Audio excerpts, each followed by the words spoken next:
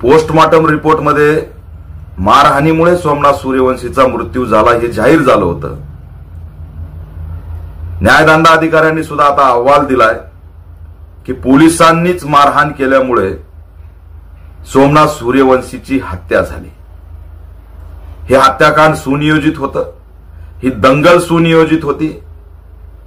पुतळ्याच्या समोरील संविधानाची विटंबना करणं सुद्धा सुनियोजित होतं। आम्ही मागणी करतोय की या सगळ्याचा मास्टरमाइंड कोण आहे, पुतळा फोडायला लावणाऱ्यांचा मास्टरमाइंड कोण आहे आणि सोमनाथ सूर्यवंशीचं हत्याकांड करायला लावणारे पोलिसांना आदेश देणारे कोण आहेत।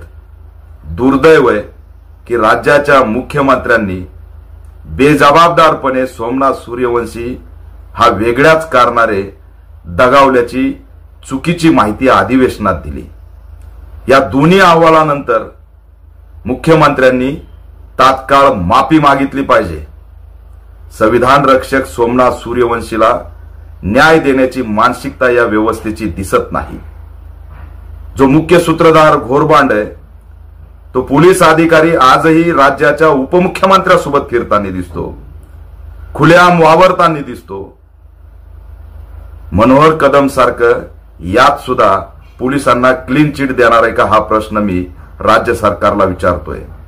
राज्यव्यापी आंदोलन होऊन सुद्धा सोमनाथ सूर्यवंशीला न्याय मिळत नाही। डॉक्टर बाबासाहेब आंबेडकरांची जयंती लवकरच येत आहे। मी राज्याच्या मुख्यमंत्र्यांना, गृहमंत्र्यांना आवाहन करतोय की सगळे पुरावे समोर आहेत, सगळे अहवाल समोर आहेत। पुन्हा हा आयोग तो आयोग करत न्याय भिजत ठेवू नका। 14 एप्रिलच्या आत या ठिकाणी सोमनाथ सूर्यवंशीच्या मारेकऱ्यावरती मनुष्यवधाचा गुन्हा दाखल झाला पाहिजे आणि जबाबदार पोलीस जे जे असतील त्यांच्यावरती कारवाई झाली पाहिजे। समग्र कोम्बिंगची चौकशी झाली पाहिजे।